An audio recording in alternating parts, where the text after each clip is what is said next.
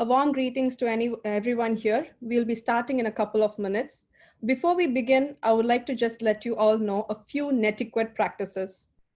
Your audio will be muted at all times for the speaker's convenience. Please leave your video on at all times. Speakers Q&A will happen at the end of each speaker. You can put it in the chat box in form of questions and we will convey it to them. And do not use the no raise hand. Thank you so much.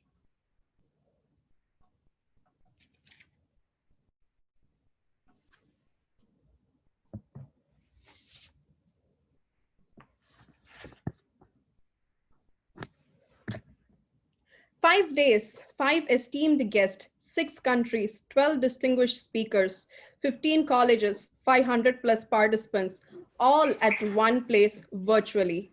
Global Summit 2020, Unlock the Lockdown, proudly presented by Tamil Nadu Advanced Technical Training Institute. I'm Dr. Inia Tendril, Global Relations Officer, taking immense pleasure in welcoming our distinguished guest, Chief Operating Officer Tatti, collaborated colleges, speakers, participants, and viewers from various walks of life. I kindly request you all to take a pause for Tamil Thai Varthu.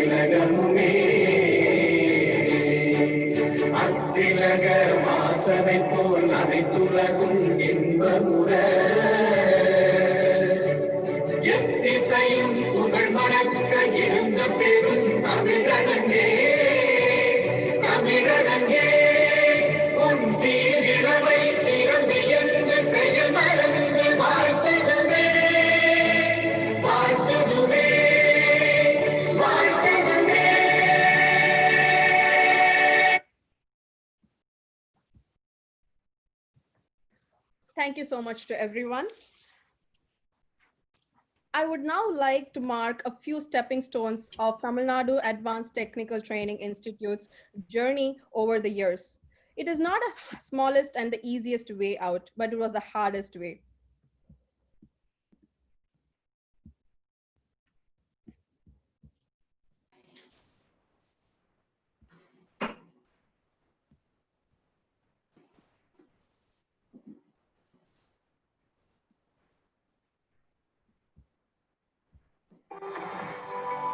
"35 years of excellence in education, one step ahead in the race to success, in providing valuable education, various educational ventures across the globe.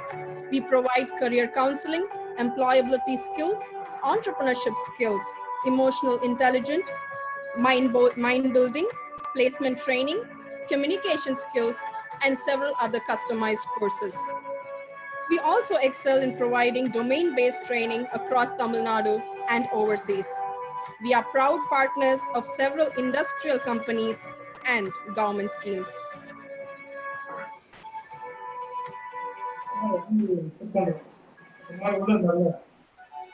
At Tatti, we do not compromise on the quality of education provided.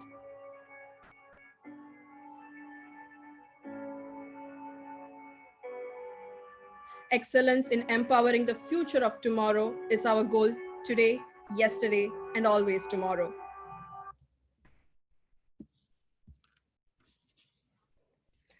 I would now like to invite Mr. Joshua Gerard, Chief Operating Officer, Tamil Nadu Advanced Technical Training Institute, to address the evening. A warm greetings to everyone gathered virtually this evening. I take this opportunity to mark the next milestone, the journey of Tatti, Global Summit 2020, Unlocking the Lockdown. It took us almost a month of hard work and preparation to come to this moment. gathering speakers from various forms of life, reaching out to all our esteemed colleges and partners. Our beloved students have been a wonderful process over the last few weeks. The aim of the summit is to make everyone aware about the future lying ahead of us, either living with the pandemic or post-pandemic in terms of career building, what to study for a better future, what are the opportunities that are available to us, how to stay motivated, understand the economy, and learn to shape ourselves for better future irrespective of being worried. At Tatti, we believe that every life matters, and to enrich everyone's life through education will always be the vision and mission of Tatti. And this is one such venture. Every new beginning needs a beautiful inauguration.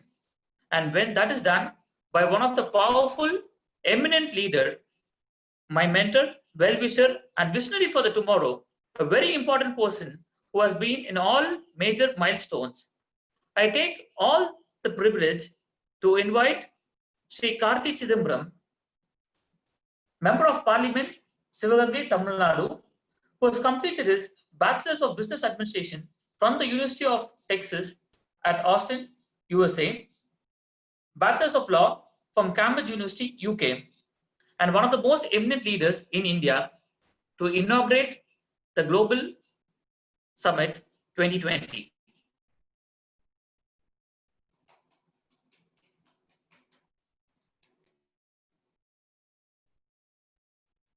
Sir, the session is yours, sir. Sir, you have to unmute yourself. Can you hear me now? Yes, sir. Yes, sir. Okay. Anyway, good afternoon, good evening, wherever you are, and thank you very much, Joshua and Tatti, for inviting me to this virtual global summit.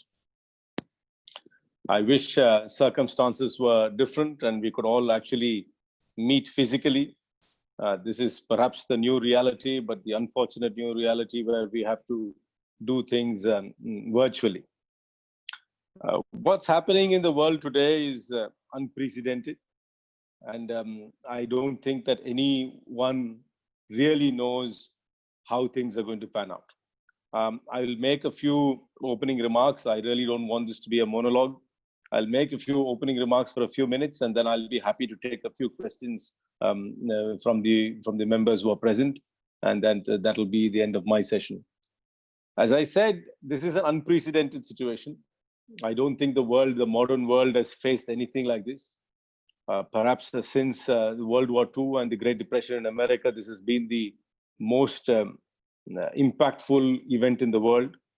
How this will pan out, when this pandemic will end, how the world post-pandemic will look is completely speculative. I really do not think that anybody has got a full measure of what will be the aftermath of this whole thing.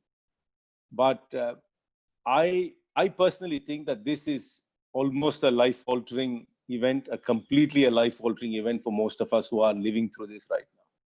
The world as we knew it, the freedoms which we enjoyed, the freedom to travel, the freedom to fraternize, will all be fettered for a long time until we possibly get a vaccine, which is going to give us the confidence that this virus will not spread from contact from person to person. Business as we know it is completely changed right now. At least I can only speak from the Indian perspective because I am here and I'm particularly here in Tamil Nadu. Because of this continuous lockdown, which is happening almost on a continuous basis in some cases and intermittently in other places, traditional business is greatly affected. Supply chains are affected. People aren't allowed to go to work, and it's affected income streams in a tremendous way. Since income is affected in a great way, demand is affected in a bigger way. And you have to understand that economy runs on two streams. One is demand and the other is supply. But without demand, no matter what happens, the economy will simply not take. India, as it is, was going through a very difficult phase. And now, coupled by this lack of demand, I think we will be pushed into a recession or something very close to recession. And for India to regain, or even the world to regain its past economic growth, will take a few years. But in the interim, which is in this period where there is going to be a slowdown, I think many people are going to get hurt. While there will be many opportunities to do business, newer forms of doing business, but I think that most people who are doing business in the traditional way will really suffer. What are these sectors which would potentially gain is very obvious. Obviously, the digital economy is going to grow. People are going to rely more on digital platforms for various products and services. But there is also something which we should keep in mind, but there is a digital divide. The digital world is not completely democratic or egalitarian. There are large parts of the world which do not have access to the digital economy or do not have the speeds to access the digital economy. I mean, for example, in India, while the proliferation of smartphones is quite large, the access to internet, access to fast internet is not necessarily universal. That itself will sort of be the new barrier within this new economy, which could potentially be the way in which businesses will be. The access to a digital platform itself will be the discriminatory factor going forward. And that is clearly seen in live examples as far as online educational classes is concerned. Because schools have been closed for the last 3 months, private schools have been able to do online classes, which means people who have access to go to private schools, which means the people who have the money to pay for a private education are able to have a continuous education. But children who do not have access to a private school, but who are studying primarily in government schools, which are not so well funded, and are in the rural areas, don't have online classes. Here itself, in this short period, we have a discriminatory fallout because of this pandemic and because of the digital proliferation. The same thing will happen to businesses. Businesses which have access to digital platforms will be able to reach out to more customers and will be able to fulfill their demands. But businesses which don't have access to a digital platform, or customers who don't have access to a digital platform, will seriously suffer. All businesses can't operate only on the digital platform. There are certain businesses which can fulfill the entire chain online, will be able to survive. For example, entertainment, something like Netflix or whatever one of the OTT platforms. As long as there is content, people will pay for the content and consume the content online. But if you are a food company, I mean, if you're not necessarily don't have a great delivery mechanism, how do you survive? Or if you're making a physical product, like if you're a tailor, I mean, how do you cater your services? So that is going to be a big challenge going forward. And that itself is going to be discriminatory. And I think particularly in a country like India, in which the digital platforms are not completely democratic or egalitarian, a lot of people will get left behind who are in traditional businesses. And that is going to hurt a lot of people. Another fallout I see out of this pandemic is this idea of becoming insular, because people will not travel enough. People will have the fear of outsiders because they do not want outsiders to come. When I say outsiders, I don't necessarily only mean for people of other nationalities, even from other regions. Even now, if you see in the state of Tamil Nadu, people have a great fear of anybody from the city of Chennai coming to another rural area. They say, oh, the person from Madras has come, so they might be corona affected. So that kind of discrimination, a xenophobic attitude is going to come a little bit more. And the fear of the outsider, fear of somebody who's not a native to that particular land or native to that area is going to come. People are going to become more insular and are going to build walls around themselves. Communities are going to build walls around themselves. Societies are going to build walls around themselves. Cities will build walls around themselves. When I say walls, I mean entry barriers. And the same thing will happen. I mean, in India, once transportation happens, if people from the north of India want to come to south of India, as it is, we were dependent on labor from moving from one place to another. But if they come here, there will be. I personally believe there will be more discriminatory behavior against them. So there is going to be a lot of challenges in the post-pandemic world. But when is the post-pandemic world? I really can't predict until we have a vaccine, a universally acceptable medical vaccine, which is also affordable. Again, the question of affordability will come. Even if there is a vaccine, is it affordable by everybody? And has it been equally distributed to everybody? These are all challenges which I don't think which are going to solve in the short run.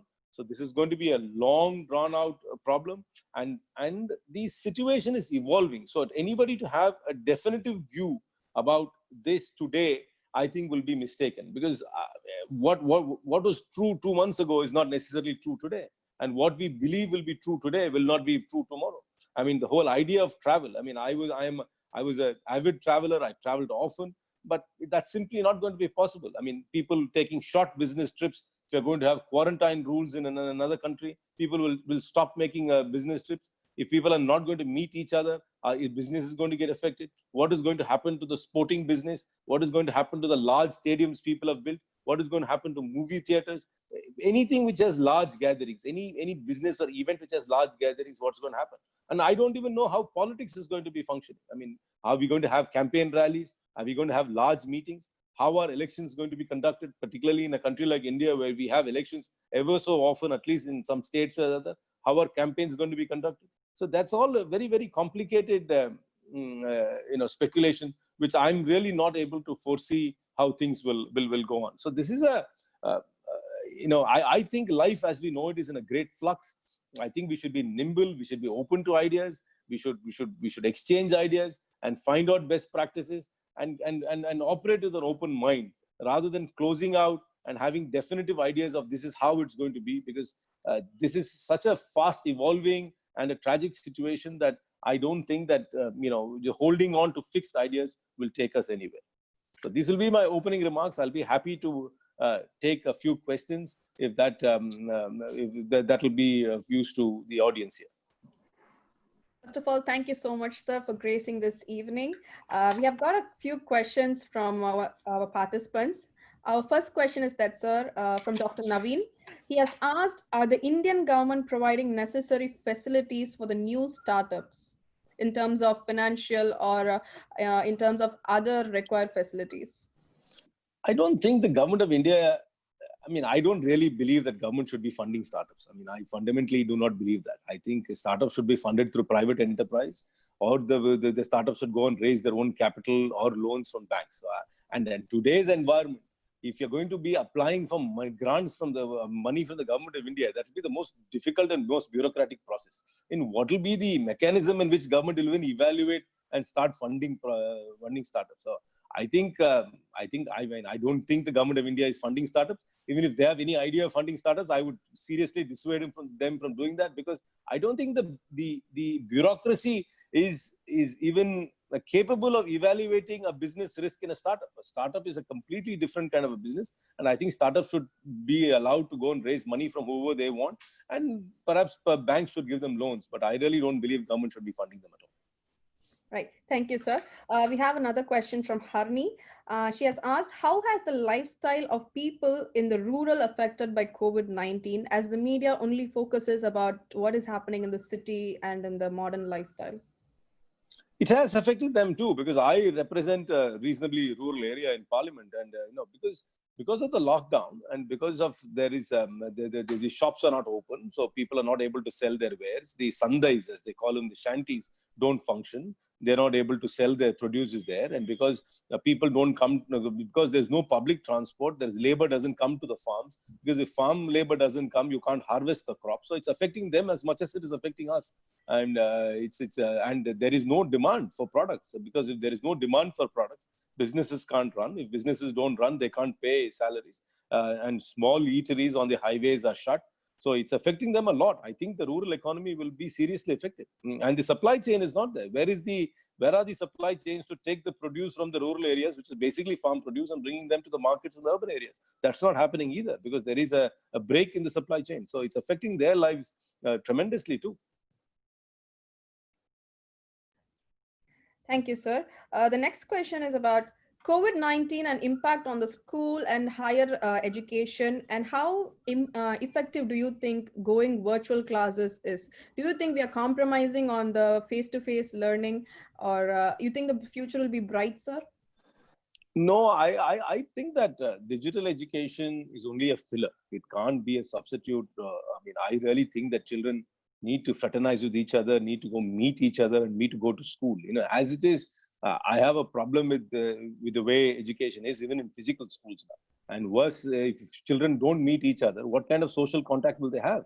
You can't have children only being educated at home and learning things from their own virtual screens. First of all, as I said earlier in my opening remarks, this digital education itself is discriminatory right from the beginning. I'm not saying we should not have digital education, because you see, the digital platform is not available to everybody. It is only available to a certain section of people who have access to smartphones and who have access to electricity and who have access to internet connection. If you don't have all these things, you can't have a digital platform to educate. And government schools are not running virtual classes. It's only the private schools which are running virtual classes. So there itself, there is a divide right now. The government, there is no break for people studying in private schools, but there is a serious break in people who are studying in government schools. And secondly, the skill sets. I think education is not something just about knowledge being imparted on the screen. It's about meeting each other, about sharing lunches, about sharing a pencil box, and fighting over something, wearing a uniform, going to a school function, standing in assembly. All these things are education. You can't replace all that virtually. And as it is, I see children, because of the now the new trend, Hindu children go to Hindu schools, Christian children go to Christian schools, Muslim children go to Muslim schools. There's hardly any integration. And digital education will only further divide the people and not integrate them at all. So I'm not a big fan of digital education. I think a digital education can be an added facility. It could perhaps be something of a filler, but it's definitely not a replacement to a proper school.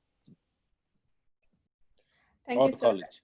And as there are a lot of doctors also on this platform, they have a question. What is your opinion about the healthcare facilities implemented during COVID-19 in India compared to the other different countries, as today is also World Doctors' Day? I mean, I compliment all the doctors for whatever they're doing, but I mean, I don't think we were equipped, as India as a nation was not equipped to deal with this kind of event. I mean, that's not something which I'm not laying blame on the current government. This is something which public health facilities have not been of global standards for years in India. So this is a systemic problem, and that we can't build capacity, build systems to deal with this in a short run, and that's a failing. And I think that's another discriminative. People who have access to private hospitals get better medical care in an emergency than those in government facilities. Not that, and there is also a divide within India between the north and the south. 12% of all doctors in India come from the state of Tamil Nadu, even though we are one of 30 states. But 12% of all doctors come from only the state. If you go to other states in India, the north of India, the doctor-patient ratio is abysmal.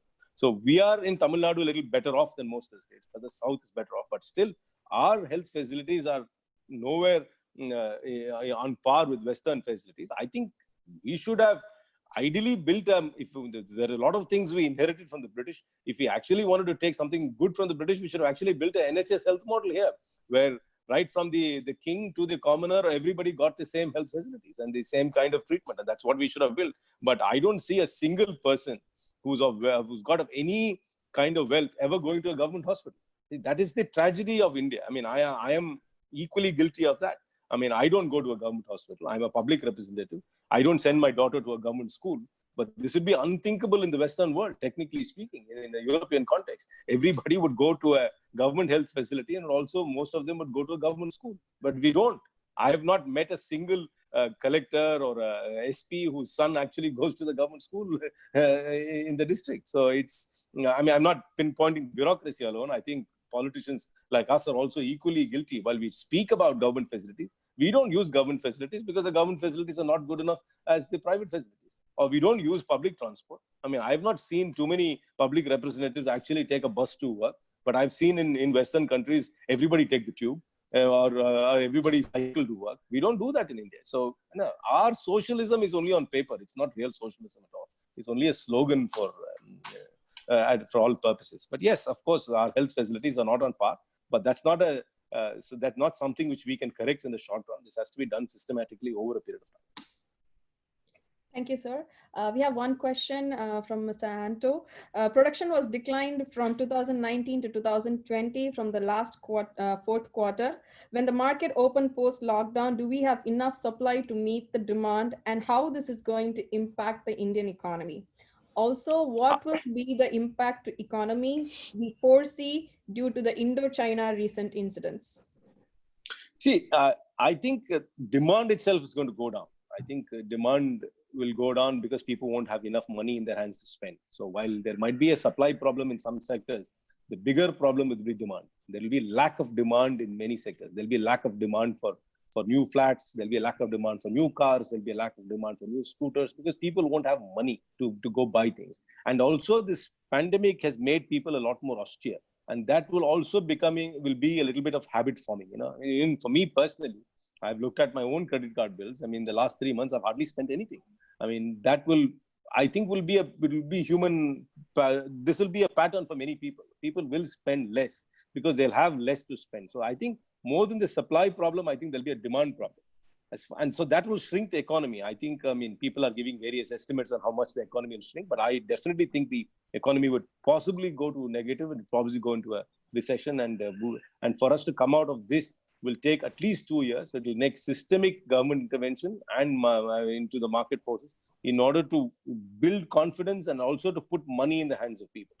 As far as the China conflict is concerned, what I say would not be the norm. I think it's almost an unequal fight because the Chinese have, the economy is 12 times larger than us. It's not easy to take on China on the global platform. But what's happening in Ladakh, we must respond much more much more forcefully. But just by banning some Chinese apps is really not an appropriate response at all. So it's not even symbolic. It's almost comic in my opinion. So. Thank you, sir. And one last question. Apart from being a member of the parliament, as a common man, what do you feel about this COVID-19 situation currently, and what do you expect as a future? It's very frustrating. I mean, it's life as I know it is not happening. I mean, and not only for me. I mean, I don't like being inactive for this long. I'm not able to go for a walk, which I did every day in the morning in the park. I'm not able to travel at will. I'm not able, even little pleasures of even eating out once in a while is not there. So this is very, very frustrating. This is not the way to live life. This is not the way. I'm 48 years old. This is not the way I have lived life or anybody has lived life. So this is not something which anybody is cherishing. I mean, I am bored out of my wits with this inactivity. So it's, and I don't like these virtual meetings, and I want to meet people in reality. I want to shake hands with people, and I want to do things as I did before. So this is very frustrating, but I don't know how long it will take for things to become normal. I really don't know. And even if it becomes normal, what will that normal be? I don't really know. I really don't know. Thank you so much, sir, for sharing your knowledge for all our questions patiently. Thank you. Thank you very much. Thank you. Thank you very much. Thank you very much, sir. On behalf of myself, my institute, and all the participants from across the globe who are listening to you, they got your valuable inputs. Thank you for spending your valuable time with all of us, sir. Thank you. Thank you very much. Bye-bye. Stay safe. Thank you, sir. I now request Dr. Sujata, Principal of Doyle Institute of Technology, to introduce this first speaker of the Global Summit 2020. Thank you very much, Joshua. And it's a pleasure for me to introduce the first speaker for Unlock the Lockdown. She is the CEO and founder of Pacific Technologies consulting firm, USA and China. None other than Ms. Michelle YINGYI. By sheer merit of intellect, she has risen by hard work and established this firm for consulting, training, coaching, and marketing to explore cross-border opportunities amidst America and China. She is passionate about empowering women and was the president of CTEF. She is also the marketing and training consultant for Microsoft. And ma'am, it's a pleasure to introduce you today, and the floor is yours. Thank you. Thank you. I'm so honored to be here with you. Can I share my screen now? Yes, please. Okay. I'm not sure if I can share it. It sounds like I can't at this moment. Can you promote me to a co-host so I can share it? You're already a co-host, ma'am. Try again, please. Okay, let me try.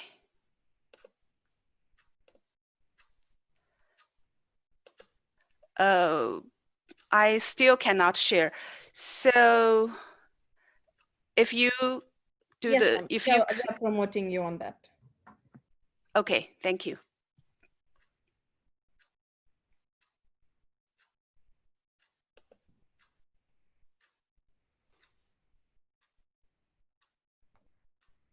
It's a early morning for me, so it's a little bit dark. The sun will rise very soon.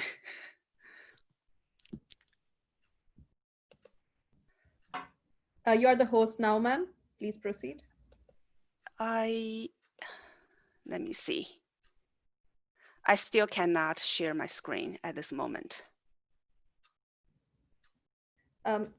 Oh, I probably can. Let me see. Oh, okay, I got it. Right. I can do.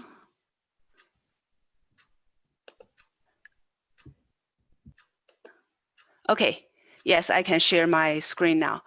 Just 1 second. I prepared a PowerPoint slide for this one. Can you see my slide now?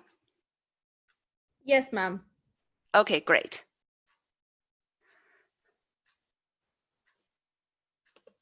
All right.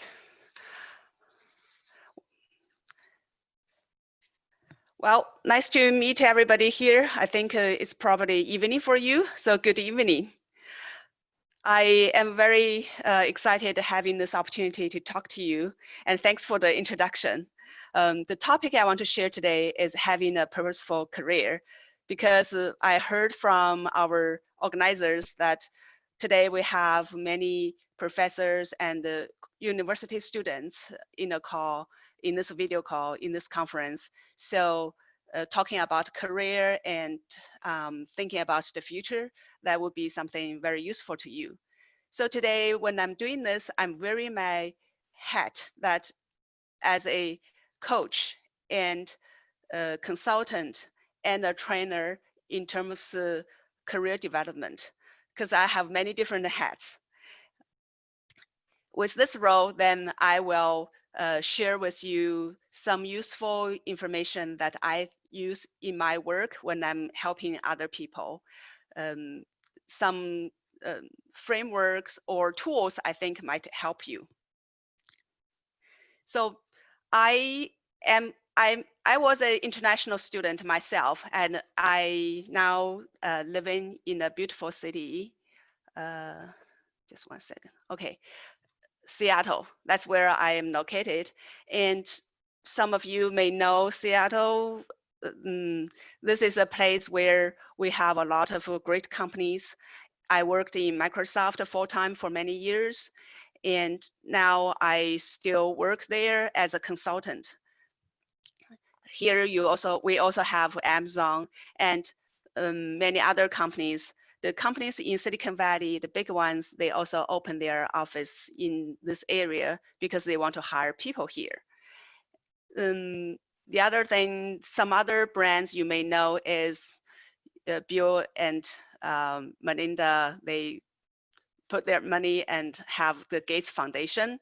That's where a lot of people who want to help the NGO to do great work, they go to this place to work and to help more people worldwide. Of course, you know, Starbucks, Costco, and Boeing has a manufacturer here. They manufacture the 737 and many other types of big airplanes in the Seattle area.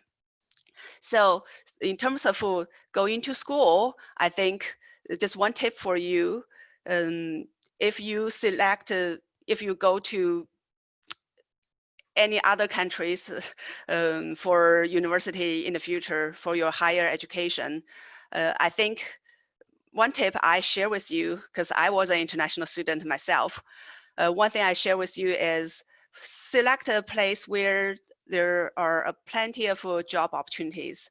If they have a lot of companies there, then it's very possible that you can find internship very easily when you are there. And if you, if the city or the place does not have a lot of big companies, it's university town, that's also fine. If you are working in, if you are studying in a top university, a lot of times, well, most likely, the big companies would go to those top universities and recruit interns as well as full-time jobs in the campus. So they will send recruiters there to interview people right there. So that's my tips for international students. And of course, in the Seattle area, we also have top universities. One of the university is University of Washington. That's, I think, in some of the different rankings, is in the top 10 universities worldwide. Well, as the organizer introduced me, I want to just highlight a couple of things with my hat I'm wearing right now for you. As I mentioned, that today for this conversation, I wear my coach hair, my coach hat, because I've done a lot of coaching, helping other people succeed in their company or their career. I've coached people from many countries in different career stages. Some of them are young graduates, just started their career. Some are engineers or people managers that they have worked for, you know, a number of years, 10 or 20 years. And some are executives with many years of experience. Today, I want to share with you some tools that I think would be useful when I'm coaching others. The other thing is I want to just highlight here, we don't need to have one career in our life. We can make changes in our life because life is long, right? We now live longer time and we work longer time. For me, I think I already worked 25 years and I think I can work another 25 years easily. In some of the career I choose earlier, if you see in this second bullet point, I worked in many different companies. I just listed a couple of them, the ones that people may know the name. So on my side, selecting career, it's a journey. Your job, you can change it. If you know what you want, then that will be great because you have a direction. You can march along in that journey. At different stages, you may choose to do different things. Even within the same company, such as Microsoft, because I worked around 10 years in Microsoft full-time. At that time, I made many different transitions in different roles because I wanted to have a very wide experience trying different things. So in the future, I'm able to run my own company. That was the goal I had many years ago. And I purposely changed my job. So another thing I want to also highlight here is we can be lifelong learner. University is not just that one place you go and learn. You can continue learn. For me, it's very important as part of my journey that continue learning new things and continue grow myself.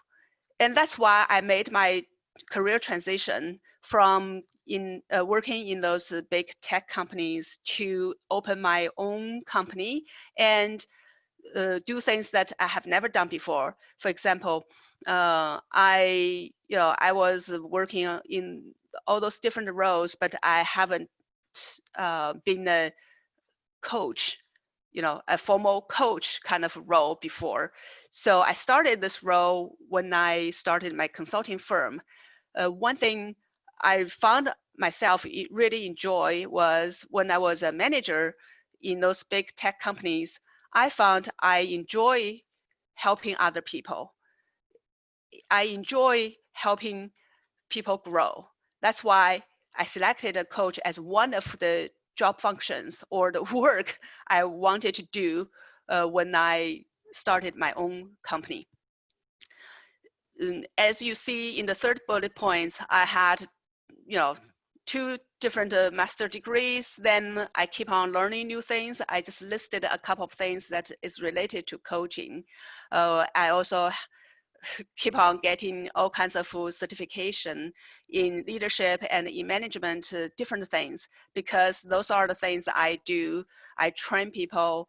In Microsoft, I train managers. I also do career coaching at Microsoft. These are the different things I think, you can also think about, right? I'm just listing this as an example, but everybody can think about this in your life, in your work. This is a journey. You can always select different things at a different stage of your life. I think I saw some hands raised.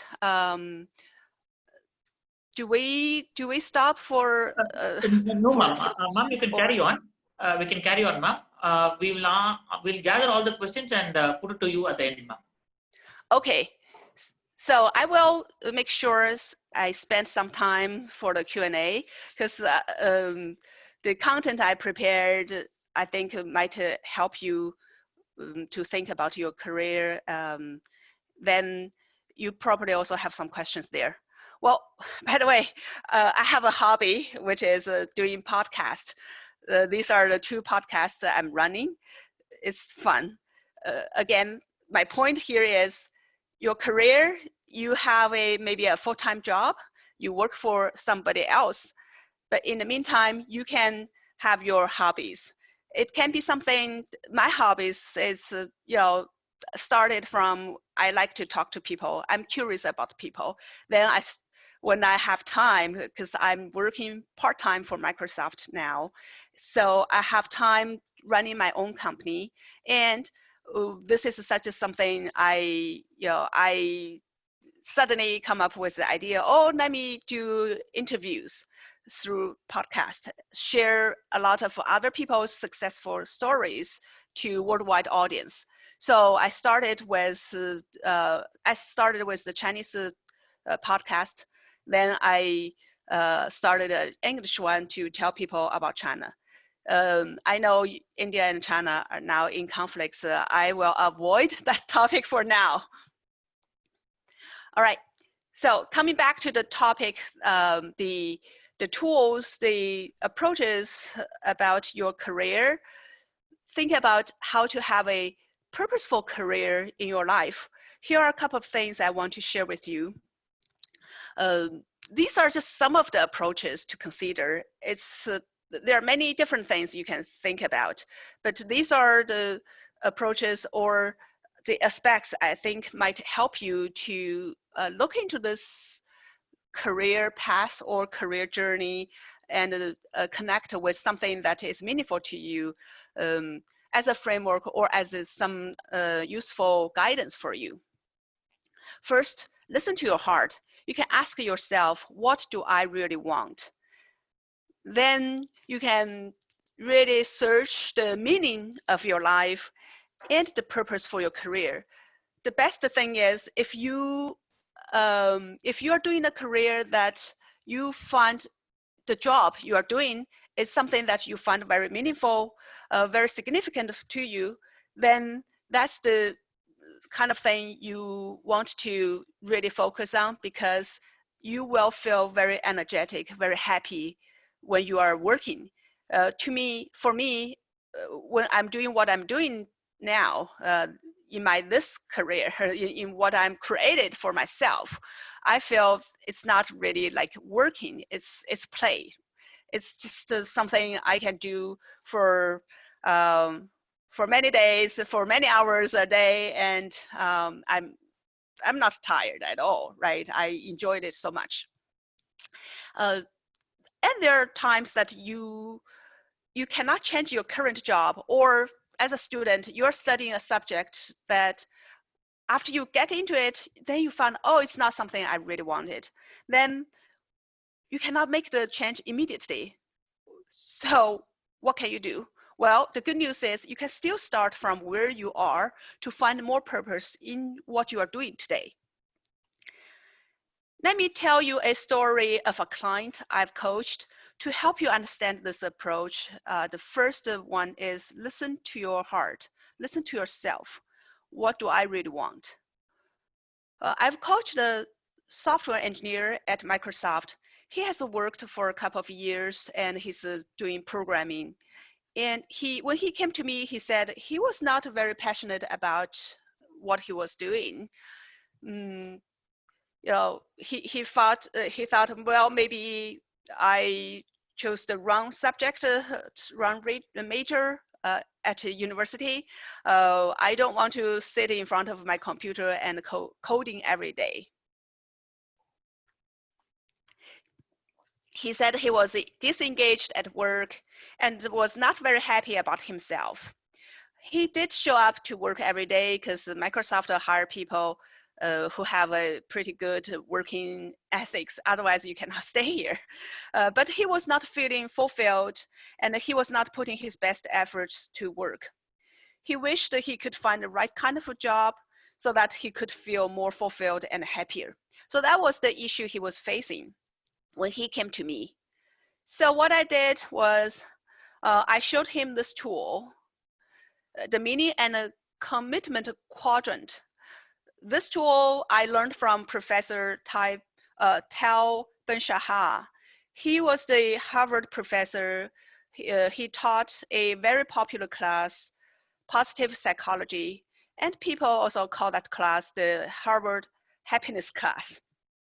And in this chart, you can see the horizontal axis is the level of your commitment or motivation towards an activity.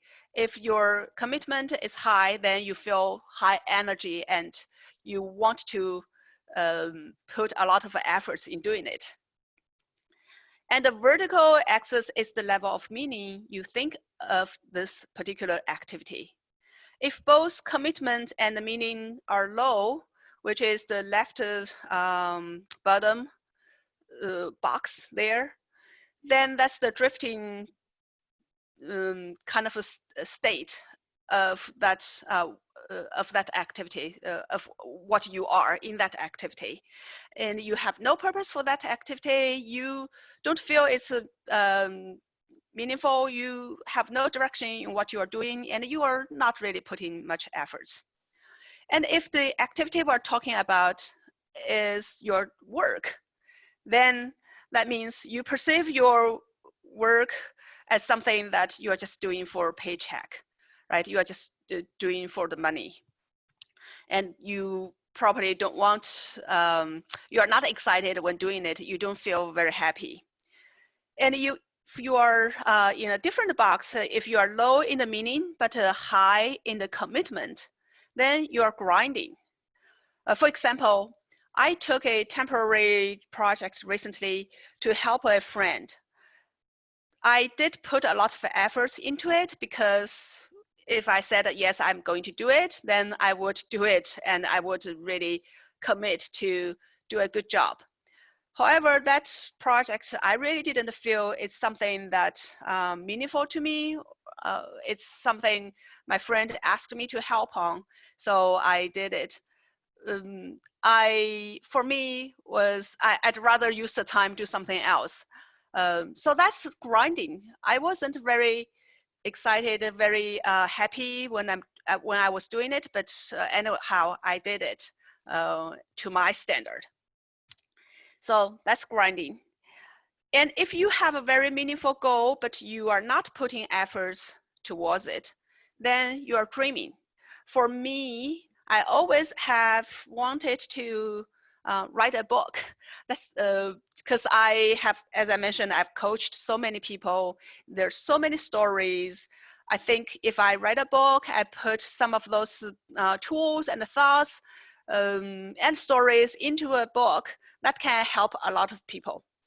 Well, I had that thought for years, but I really haven't really put much efforts into it. So that's a status, I think, in the dreaming for me. And of course, if you are motivated and you are putting great efforts in doing something that is very meaningful to you, then you are living a purposeful life. Or that activity is in the box of purposeful living. This is where you have a sense of purpose and you are happy when doing what you are doing. I'm very lucky that my work is in this box now, and I spend most of my good time, weekend time, doing things that I think are very purposeful. The key here is, think about this different activities that we do through a day. There are times that we are in these different boxes, right?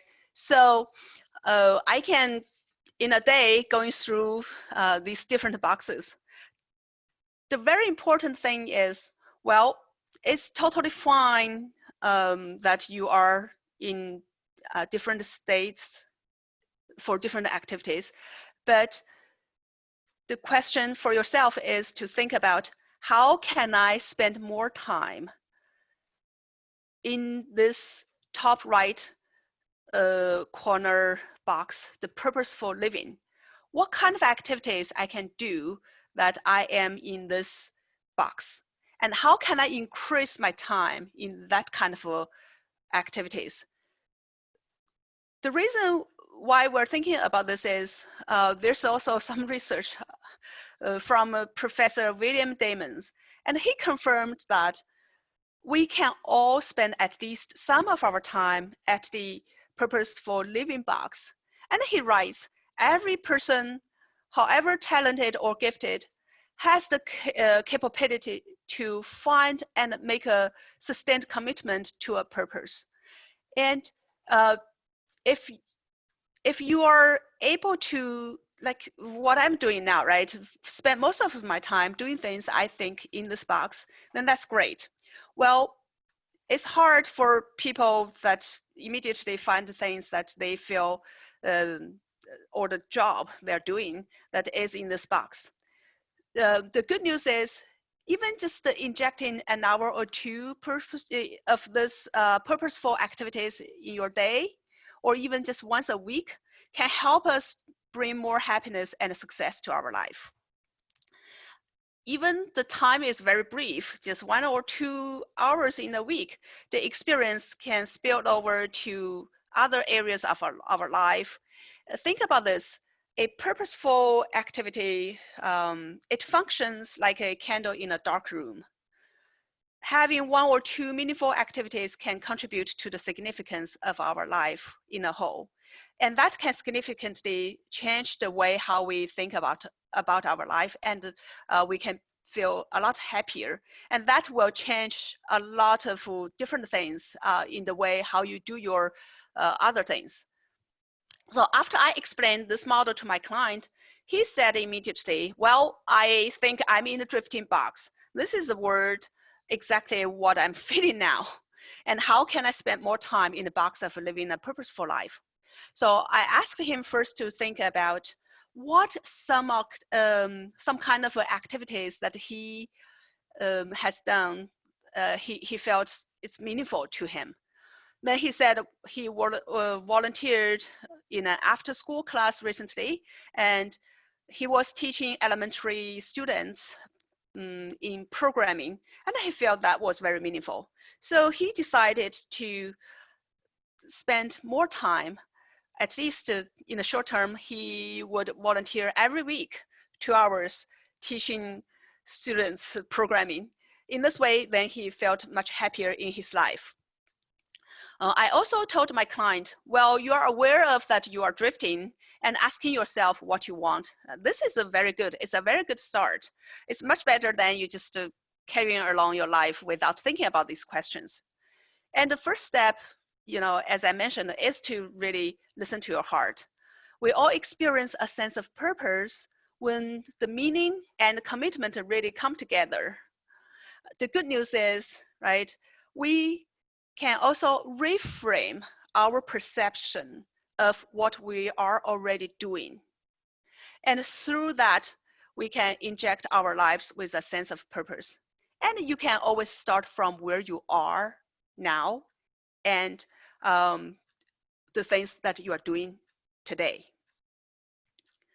So how do we find meaning in our life? And how do we identify this North Star? Let me continue this story of my client to help you understand this. So I asked my client these questions from Viktor Frankl. This is the questions that he listed in his book. And those are the questions that can help us to find meaning in our life. And of course, there are many different ways to do this, and I have many different tools. Let me just share this with you.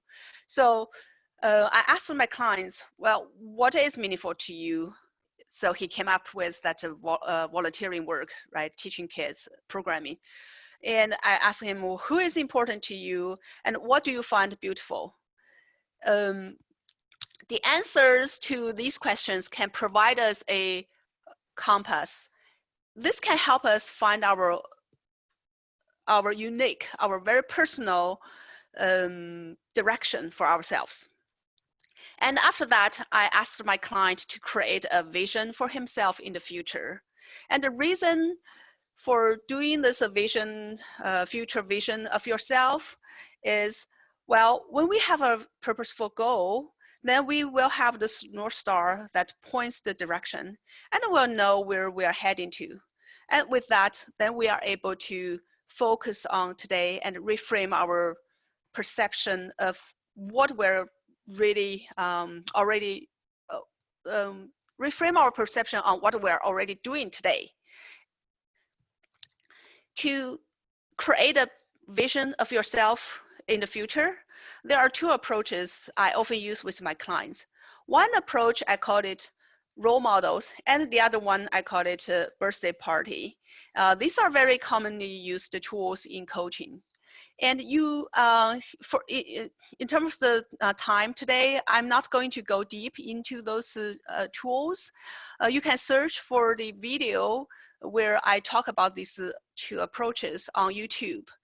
If you go and search for Design Your Path and my name, you would be able to find that video. All right, so with these tools, my client created a vision of the future for himself. He said he wants to lead a group of people, use technology to enable education.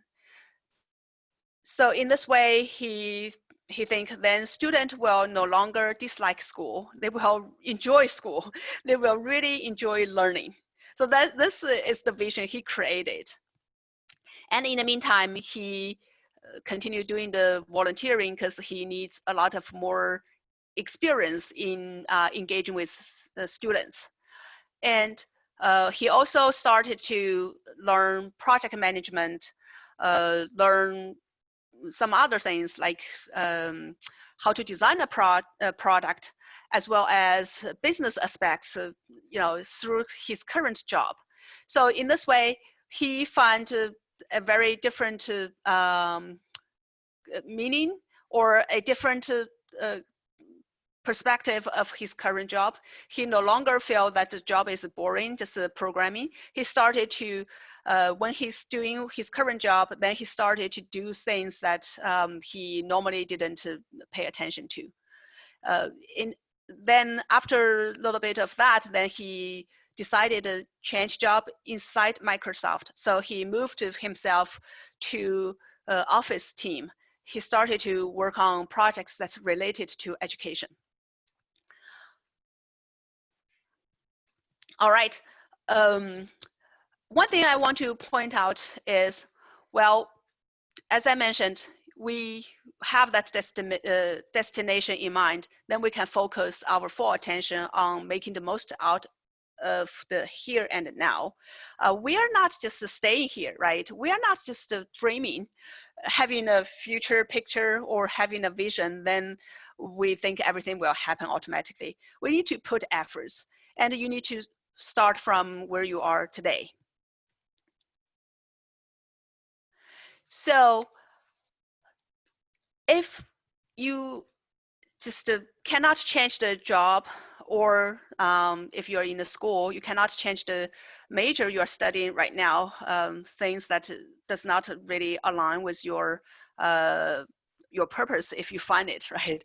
Then what can you do? well, you can still find purpose in what you are doing today. And in the meantime, you manage to make the change.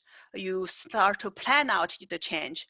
By the way, in that video, I talk about how you can design your career path towards the direction that you set for yourself, or towards the North Star that you found for yourself. So one thing I want to share with you is this very useful research called job crafting. It's by Amy Rensnewski and Jane Dutton. These both are professors. Amy is a professor from Yale, and Jane Dutton is from University of Michigan. They did a great research looking at job orientations. So the way how people perceive their work. And then they come up with the 3 categories based on the perception or people they look at their work. The first group of people, the first category, they call it the perception of their work as a job. Again, here the word we're using is maybe sometimes it's different than the common word we're using. I will just stay with their word. So when people see, when I see my job, my work is a job, then my motivation is just to, you know, the money. I look forward to the pay every month or every week. For the job in the US, some of the job is every week. And work is a chore. It's something that I have to do and I have no choice about. And what is my expectation? Not very much. I look forward to the weekends, right? Or I look forward to retirement if I'm close in that age. And there's some people look at their work as a career, and their motivation is money and advancement. What drives me if I see my work as a career, again, the word I'm using, career, is different than what I mean for career. It's just a way Amy and Jane categorize the different kind of work orientation. So if I see my work as a career, I'm looking forward to the next promotion or the next raise. And there are people who are looking at their work as a calling. So their motivation is the work itself. They really, really think their job is, or their work is really significant, very meaningful, very purposeful. And they want to do more. They're the ones that really motivated to come to work every day. Well, of course, there are some days, even me, right? There are some days I just don't want to do work. I want to relax, or I want to do something else. But most of the time, they think the work is something that drives them. They feel that they want to come to work. So the perception of the work is calling. That's why they put these words for these different categories. So what Amy and Jane did was they took this framework and studied hospital employees. They studied the janitors, the people who in the hospital, they changed the bed sheets and cleaned the toilets, cleaned the floor. So they identified those who experienced their work as a job, as something that they did. They did work just for the pay. Those people said, well, the work is really a chore, is something I have to do, is something really boring. And they look forward to the weekends, right? They look forward, well, go home after work. And they also find people that they look the same kind of things they're doing as a career. And for these type of people, the janitors,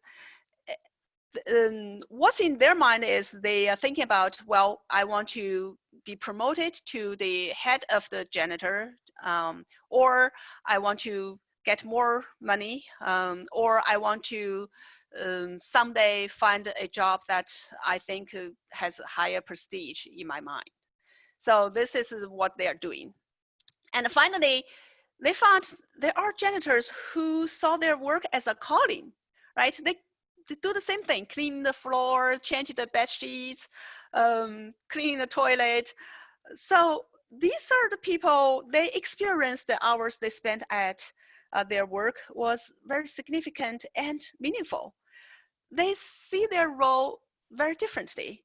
They think their role is helping the work of the doctors and the nurse to facilitate an environment that the doctors and the nurses can do a better job.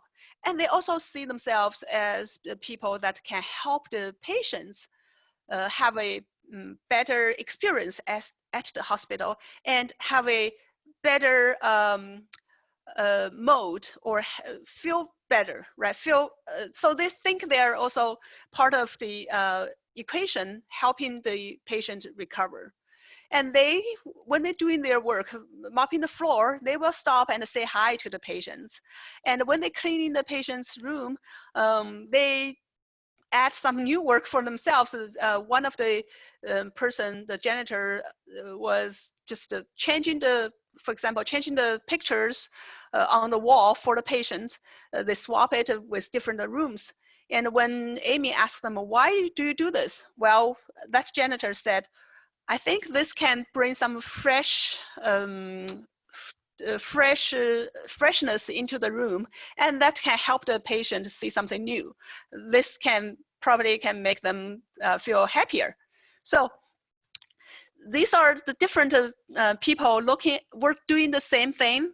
They have very different perspective of the work they're doing.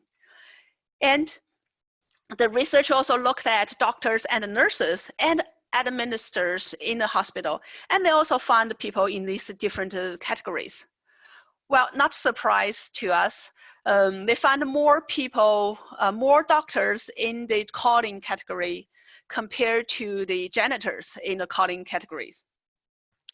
And research also finds that similar patterns among other kind of job, such as engineers, teachers, restaurant employees, business people, etc. So through that research, Jane and Amy, they concluded, even in the most restricted and routine jobs, employees can exert some influence on what is the essence of their work. This means in most situations, whether no matter what we're doing, we can also always look at our job, our work differently, and we can always find some purpose in what we're doing. If I put this back to the model I shared with you by Professor Tal Ben-Shahar, and this is how you can put these two things together, right? The category of job is very much matching with the drifting, and the category of career is matching with grinding, and calling is matching with purposeful living. So if you are doing a job that you feel it's not fulfilling, or you feel that you are drifting, then you can think, how can I find a meaning or find something more purposeful in what I'm doing? Go back to my client. What he did was he found, even when he was doing programming, he found, well, I can always make this more, what I do better, so that I can help people increase their productivity. Another example is I have a, people can move through these different stages in their career, right? So for my client, then he managed to change his job internally at Microsoft. As I mentioned, he went to Office Group. So he's doing work which is very related to what he wants to do in the future. So that's what you can see. You can use this model to help you think about what you are doing today. How can you find yourself, find some purpose in what you are doing today, so that you can start from where you are now. And for students who are studying a subject, if you find it's not something that exactly what you want to do in the future, it's still fine. You can, if you cannot change the major right now, you can think about, well, the learning itself is something that's very meaningful to you. You can learn the methodologies. You can train yourself as somebody that you can learn by yourself, or you can take some other classes that help you explore your career orientation. Okay, I want to really emphasize this point.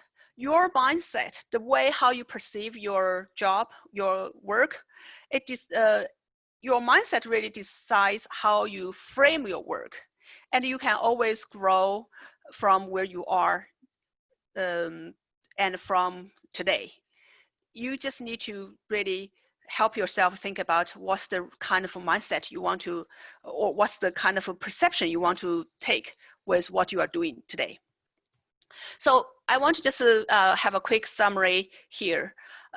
This is the 3 things I talked about today. That based on research and based on my experience on how to have a purposeful career. First, listen to your heart and really ask yourself, what do I really want? Then you use the different tools to assist you find the meaning of your life and the purpose for your career. You can create a vision for yourself. That's your North Star. That's the direction that you want to have in your marching towards. And if you cannot change your job or what you are doing today, you can still start from where you are and find more purpose in what you are doing today. And you can always grow from there. I hope this is very helpful to you. And if you have any questions or want to share your thoughts, please do this through the Q&A.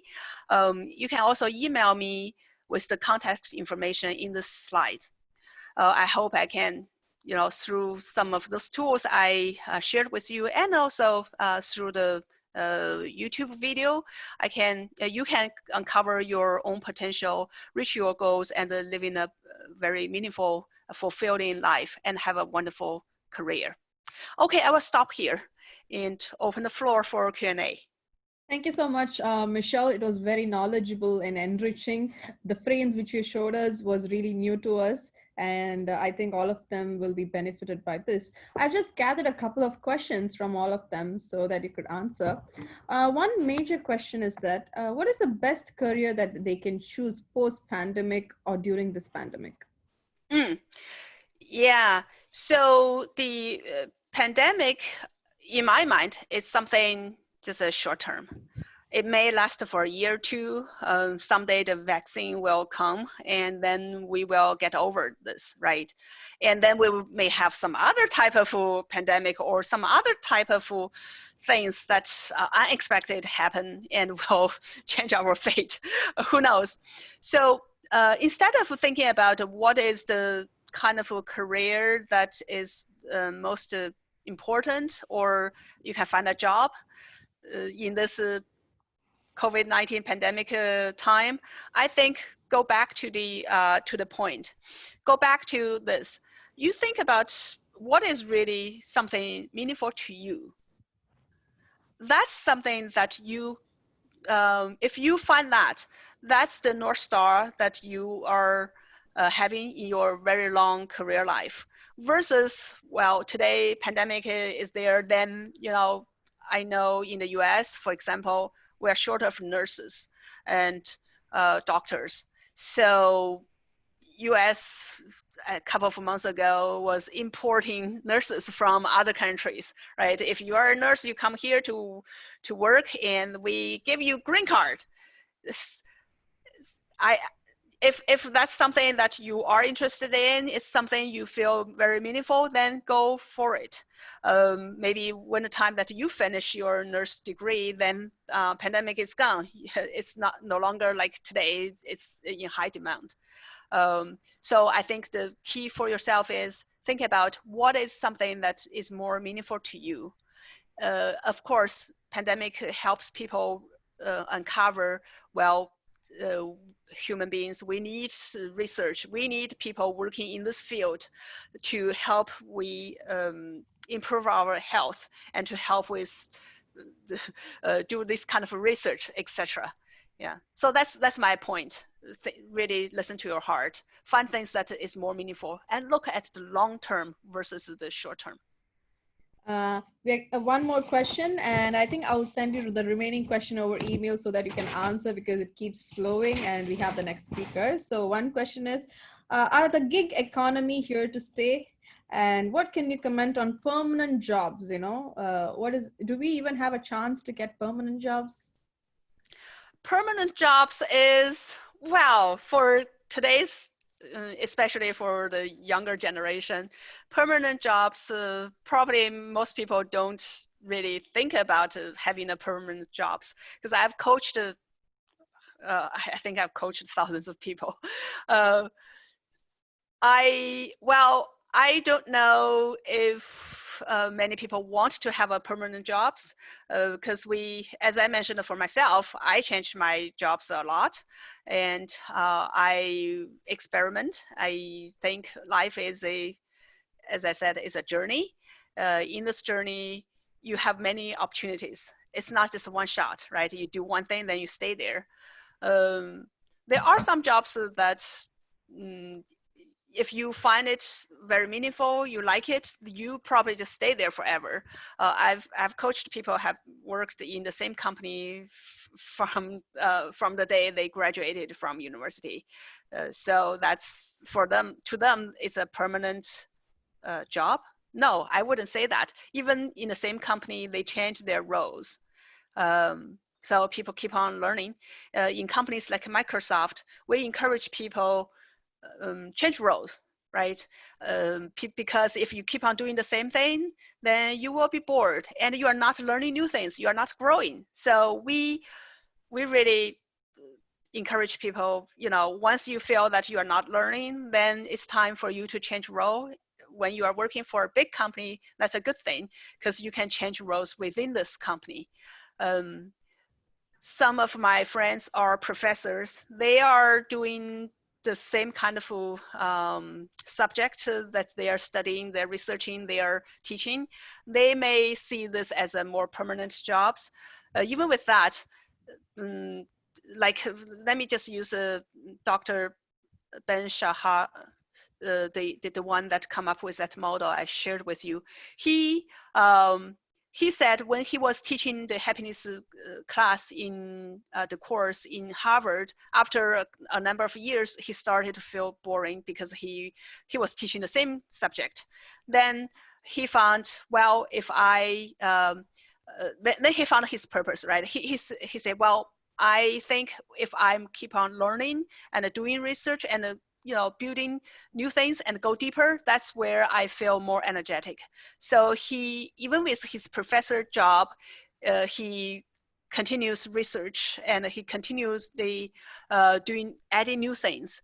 Then after years of teaching that subject, positive psychology, the happiness class, he started some other things. He opened a institute, he called it a happiness study academy, and I graduated from happiness study academy as a trainer. So I use some of the stuff he shared in that program, and I use it to help other people. And I also talk to people about some of those models.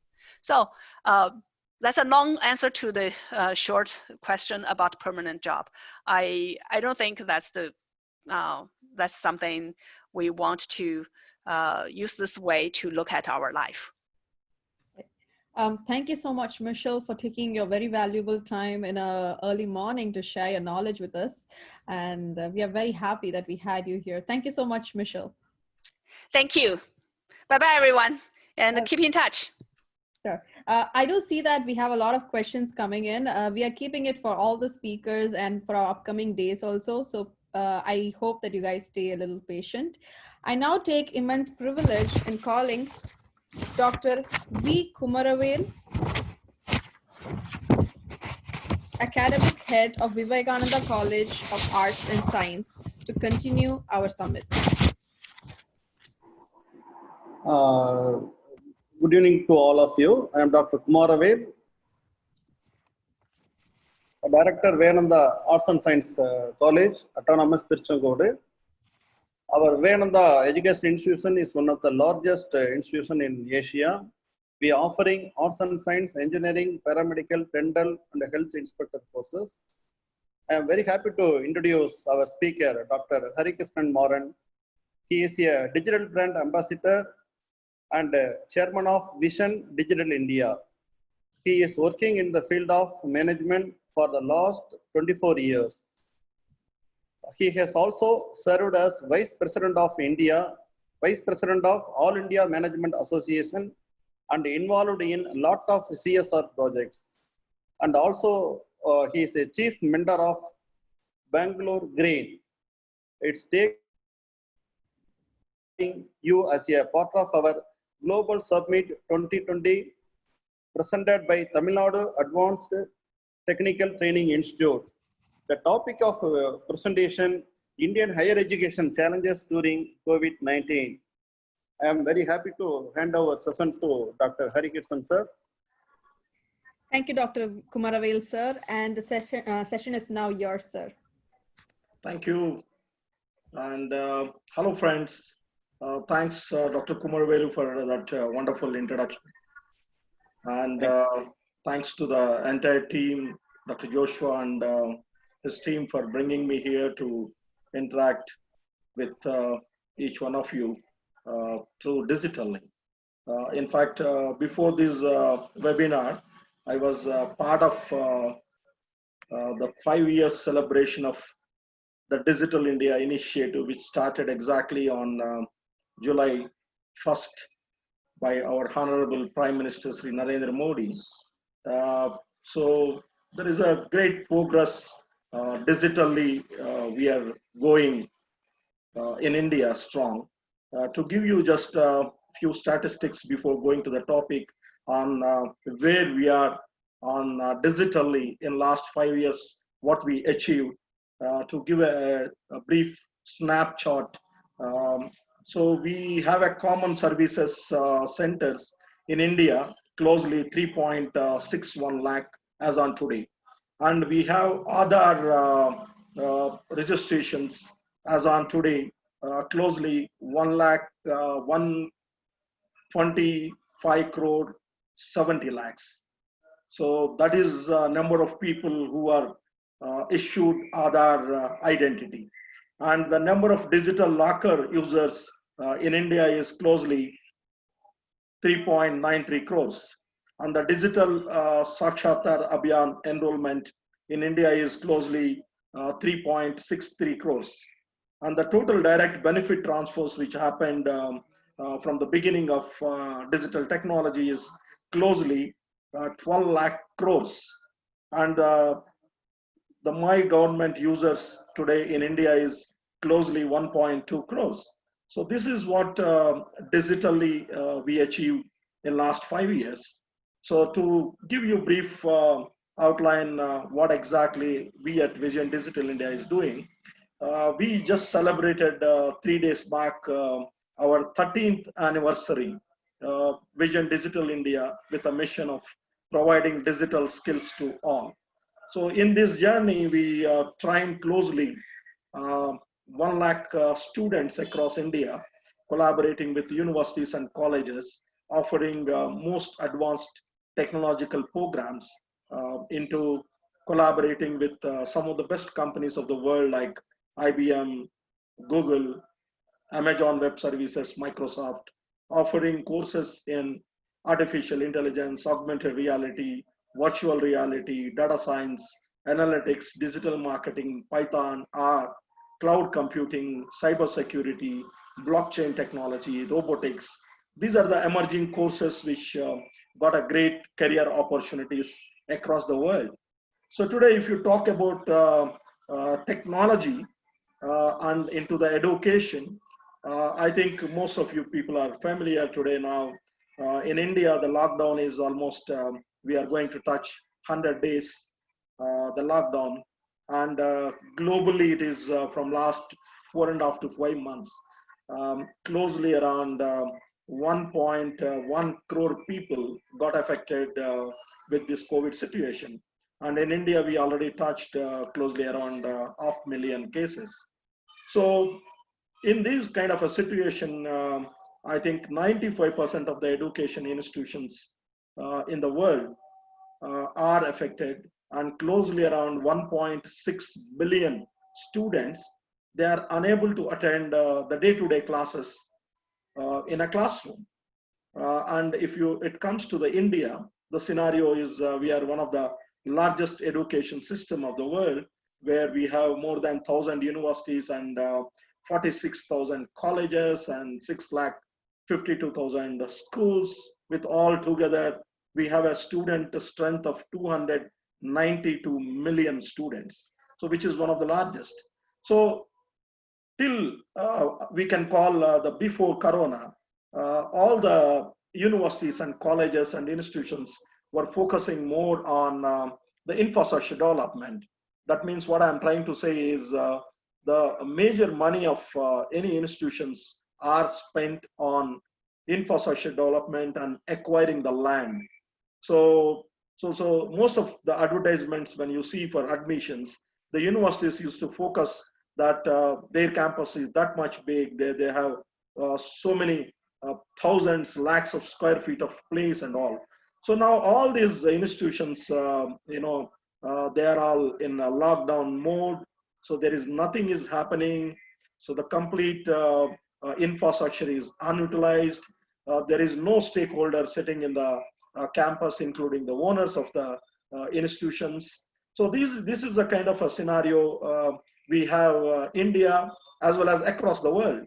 So when it comes to scenario in India, especially during this time, most of the colleges we start our the new academic year, but now we are uncertain that when we will start the classes, because majority of the courses exams are not over, including I think Tamil Nadu is the first state to announce there is no exams for SLC, that is SSC, the 10th standard. So now I think most of the states are following that. I think looking at the pandemic situation and the crisis, I think most of the exams will be cancelled. And there is one more alarming situation is, most of the entrance examinations where huge number of students used to attend, that also getting affected. I think till now, no entrance exam date is confirmedly announced. So this is a scenario in a higher education. Apart from that, there is a huge crisis in admission scenario in the India, because I'm in regular touch with a large number of promoters in India through my association in different bodies.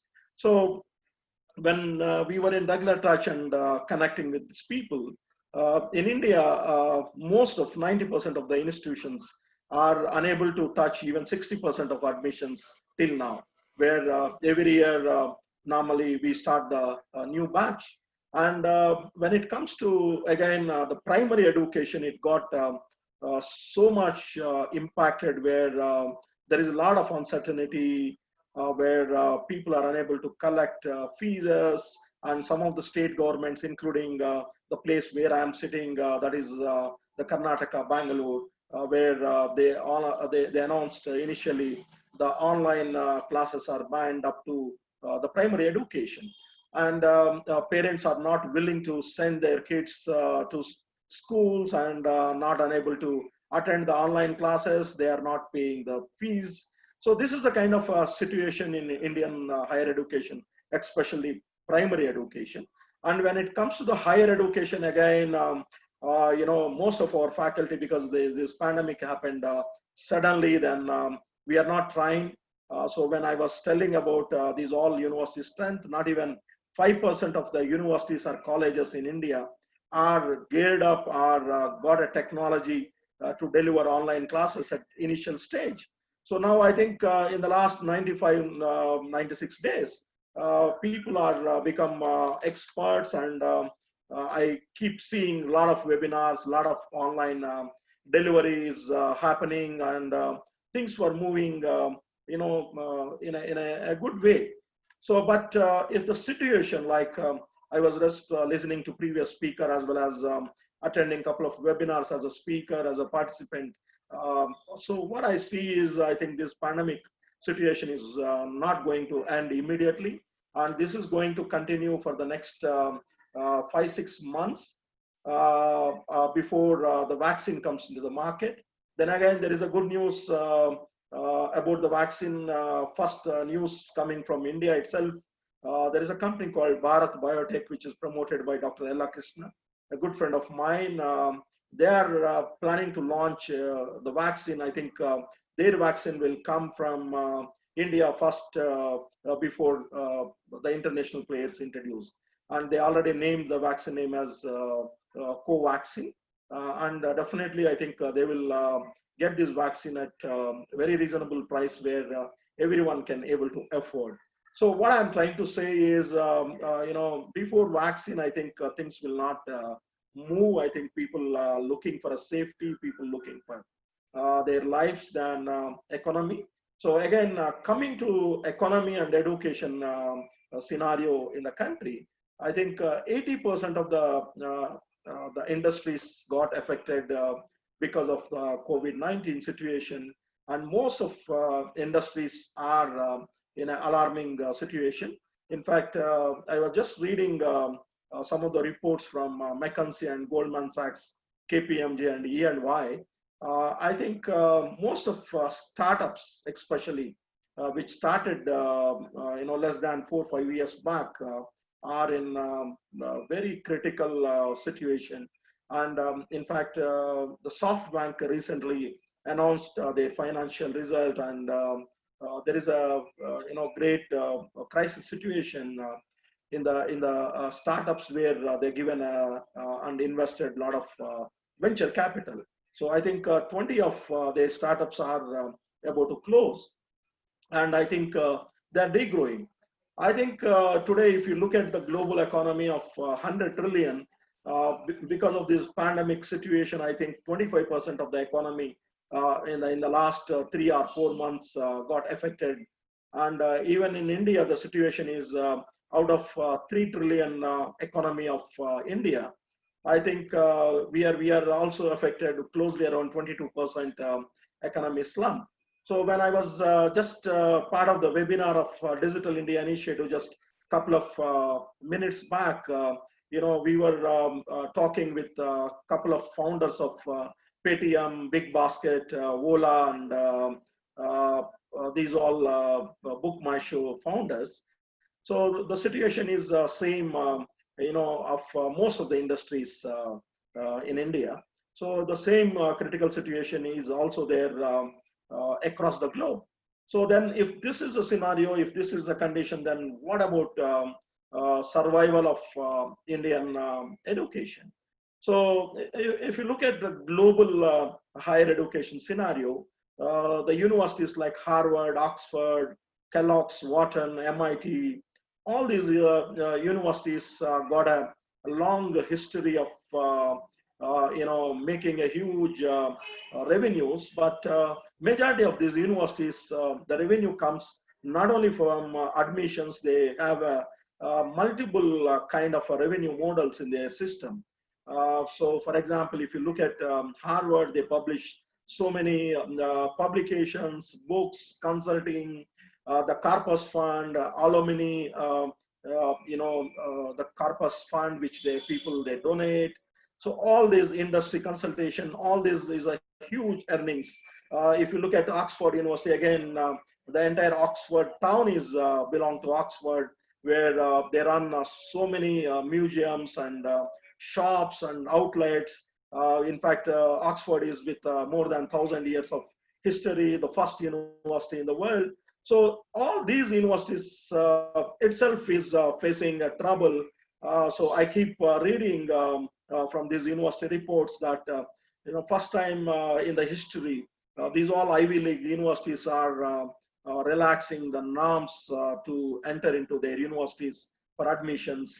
Earlier, they used to take students only with 95% above, with good GRE, GMAT, and TOEFL, IELTS scores. Now, everything they are relaxing because they see there is a drop of 40 to 50% in admission numbers.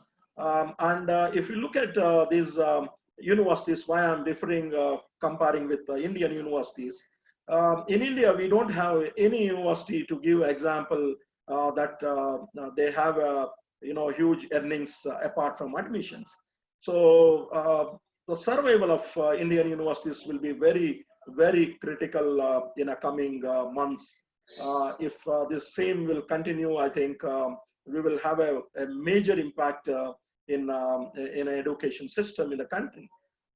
So that is the reason, in fact, we represented and given a couple of proposals to Indian government, where the finance minister recently announced to allow more than 100 universities to offer online degree programs, and also they announced that people, the students can able to take a dual degree, one from a regular and the other one is through online. And earlier they used to say the online degree is not recognized. Now they say, yeah, it is recognized, and they themselves suggesting to take admission into the second program. So in this critical situation, I strongly feel we need a lot of changes, a lot of technology moves in education to survive, because we don't have platforms like Coursera or Khan Academy or edX. The other good advantage is, our teaching community is now familiar with delivering online classes, and still a long way to go on the quality, on the delivery, on the content development. Still, there is a need of a lot of growth. So when you look at this Coursera and Khan Academy and edX of international platforms, with a very short span of time, they have a huge millions of students enrolled in their platforms. Unlike we don't have any university in India where equal to that number, not even 1/10 of that number. So how to survive then in this critical situation and scenario is the greatest challenge, and everybody is looking for inputs. So now what I'm trying to say today, you look at the top 100 companies of the world. Out of the top 100 companies of the world of 2019, and when you compare with exactly the 10 years back, 2009, in 2019, the top 100 company list, typically you have 47% is IT companies, where 10 years back, it was a different story. Only 9% of the companies are IT companies, and remaining is FMCG, the consumer goods, electronics, companies like Pepsi, companies like Coke, companies like pharmaceutical companies like Glaxo, Pfizer, Merck. These are the companies typically used to be in the top 100 companies. So today technology is overtaken these all things today. In fact, if you look at the richest people of the world, in the world, so again, the Fortune 500 people, the Forbes richest people are again people who are involved in IT. So what I'm trying to say is IT is the future. So I can say in this forum that today three things which changed the human civilization in this world is one is the computer invention. The second one is the internet. The third one is the mobile penetration. Today, I think 79% of the people are connected with mobile phones across the world. Out of 7.5 billion people in the world, almost 5.2 billion people are connected with the mobile phones, and slowly we are migrating towards the smartphone. And today, 60% of the people in the world are using smartphone, and by 2023, I think 85% of the people will have a smartphone, and 95% of the people will be connected with digitally using mobile. And now, if you talk about digital technology again, 80% of our transactions are happening in using digital, that is mobile. Slowly, the usage of internet, the usage of different apps are going. Hope you might have seen when the Indian government is banned 59 apps of the China origin. You can see the number of people using the TikTok, the number of using the other is huge numbers. So today, if you talk about again social media platform, the Facebook group itself, the Facebook and Instagram, Messenger, WhatsApp, all together, we have more than 2.8 billion people using these all platforms. So these all, kind of, largest user base is increasing. Slowly, we have to develop the entrepreneur skills on the people using the technology. So again, if you talk about the positive scenario in the COVID situation, I think most of the student population normally, if you look at the U.S. university scenario, I think the largest student population in any university in U.S. is the second largest is India. So this year, I think most of our students who are going from India to US or UK or to Germany, other parts of the world, are changing their admission criteria, and they are deferring their admission, and they are planning to take admissions in India itself. So that is a good scenario where I see a lot of bright students are started applying for a good colleges and universities. We keep interacting with a couple of people, and these reports shows that a good number of applications are coming from students who are normally used to go to other countries. So the other scenario is a lot of migration of people are happening now to their home countries during this COVID scenario. Hope you might have seen the number of flights India operated to bring back people from across the world. In this kind of a scenario, we normally say India is the largest democratic country, where out of 1.3 billion people in India, we have closely 60% of our population are below 30 age. So that is always we say India advantage as a demographic dividend before Corona. But now after the Corona, now things are slowly moving now. I keep seeing in the chat box a couple of questions are job market, what kind of opportunities after Corona, what they have to do. So these all kind of scenario is there in the minds of every student now. And most of the universities and colleges till by this time, the students, they get into placement mode, and 65 to 70% of the students get placement by this time, and they start working. So, but this year things are affected. Not even 10% of the students able to start the work, because still the result is not announced in engineering and graduation colleges and post-graduation colleges, and they are uncertain what to do, how to go about, and what exactly will happen to their career. So now again, there is a lot of migration of people from other countries coming to India for work, and how we can able to place. So the good thing is, I think we are getting a very good talented pool of people who are working in top companies of the world. And out of these people who are coming, I think some of the people definitely, they will start their own ventures, and slowly they will try to give some opportunities to people. So that will be a very positive impact. This other positive impact, what we can say is the largest economy of the world, that is the US, with a $20 trillion. If you talk about the success of US economy of 20 trillion, Again, the major share goes to India, where 14% of contribution comes from Indian professionals who are settled or who are working in US as a doctors, as a professor, as a IT professionals, are in some other part of industries. So now, if you look at the top 10 companies of the world, again, the Indian people are heading these companies.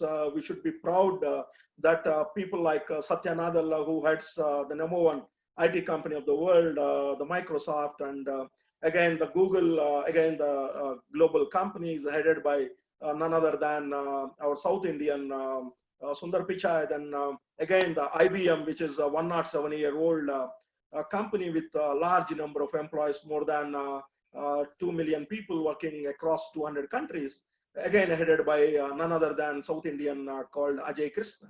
Then we have again the Pepsi is headed by Indra Nooyi, and like that you have so many examples of Indian people shining globally different positions. So these all things are gradually going to change. I think India is going to be a emerging market in coming years. It will not happen suddenly, but definitely I think in the next coming 5 to 10 years, India will lead into the global market, and we will be leader right now. If you look at some of the aspects, like especially in pharmaceutical industry, some of our pharmaceutical products like hydroxy chloroquine and dexamethasone and the antiviral drugs, which are exported to more than 150 countries.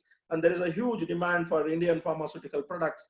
And definitely, I think the vaccine also, India will be a first player to launch, that is the Covaxin definitely will come before the other international player. So this is a very positive thing and proactive steps of the Indian government and the industrial system, where we are definitely going in a right spirit. I think these all the crisis, these all scenario will be very short time. So we will come out of these crises and this situation in very short span. So we have to just wait and see how things will move and what direction we will go. Only thing is, some of the people were, in fact, asking. I see, what they have to do. They have a lot of free time, lot of because of a COVID situation, no colleges, and most of the people are working from home. I think this is a great time. The COVID is given opportunity to us to learn, to upskill ourselves. Today, most of the courses which I mentioned from different platforms like a Coursera, Khan Academy, edX, even the Indian government launched with the AICTU, UGC, and MHRD jointly the Swayam platform, which is again developed by IIT Chennai professors. And in this platform, there are more than 52,000 hours of content which cover a large number of programs, 24/7 people can able to attend. And there are so many digital platforms, digital books are available at free of cost. So this is, I think, a wonderful time to upskill ourselves, to enhance our knowledge.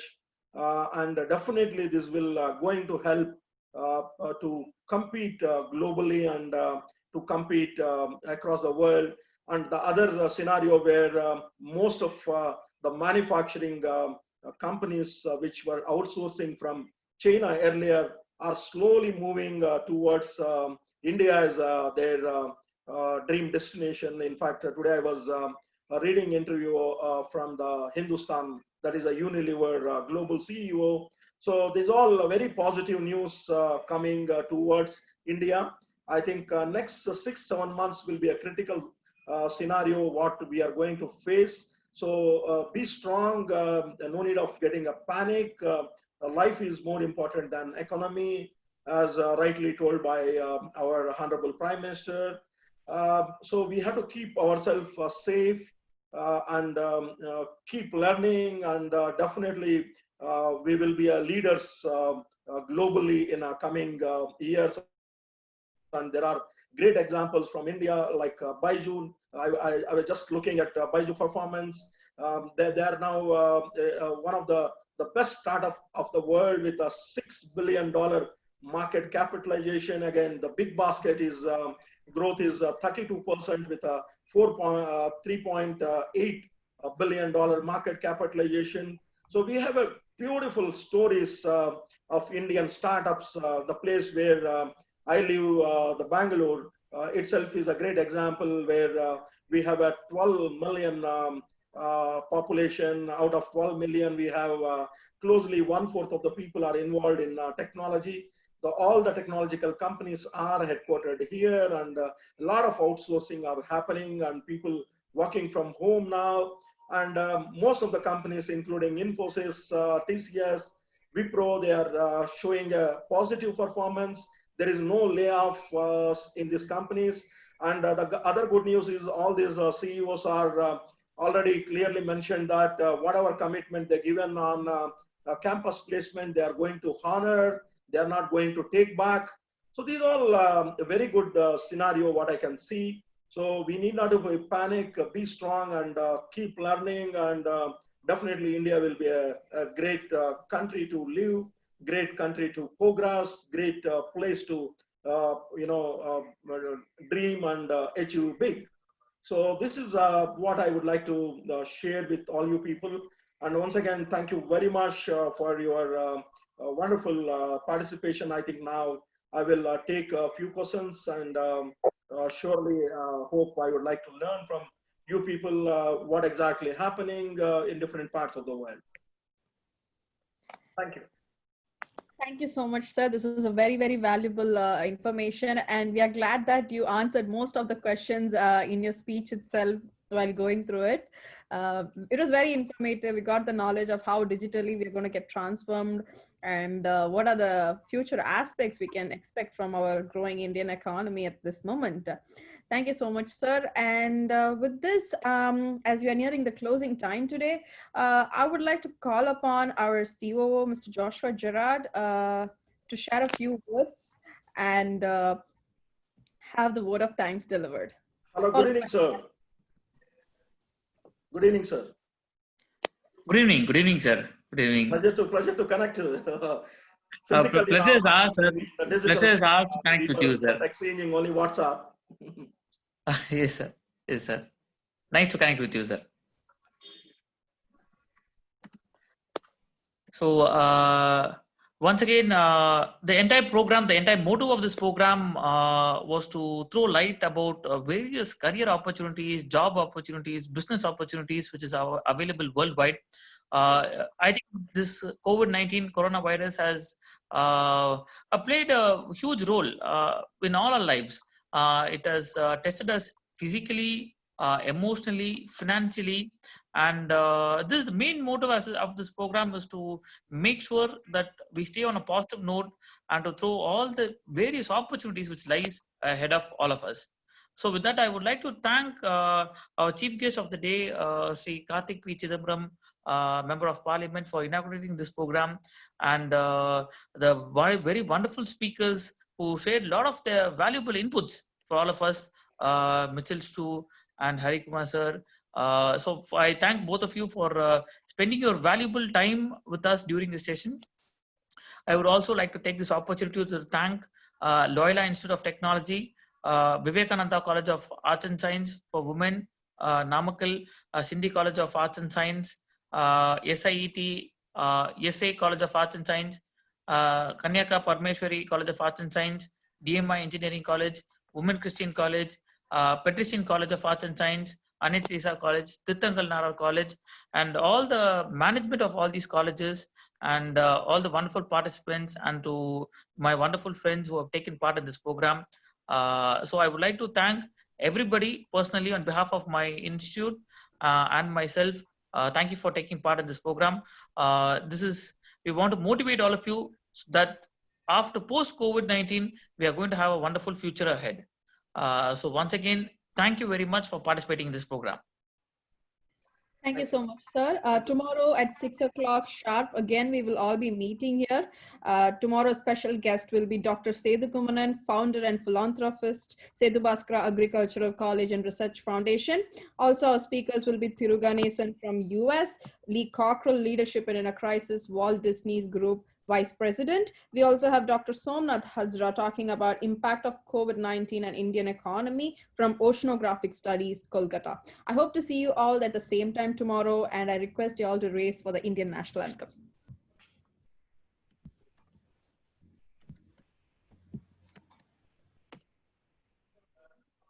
जनगण मन अधिनायक जय हे भारत भाग्य विधाता पंजाब सिंध गुजरात मराठा द्राविड उत्कल बंगा विंध्य हिमाचल यमुना गंगा उच्चल जलधि तरंगा तव शुभ नामे जागे तव शुभ आशीष मांगे गाहे तव जय गाथा जन गण मंगलदायक जय हे भारत भाग्य विधाता जय हे जय हे जय हे जय जय जय जय हे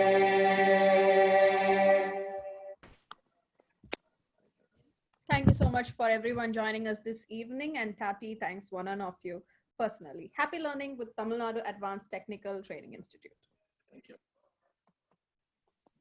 Please do refer to the comment section for the feedback form and also for the pamphlet for tomorrow's event.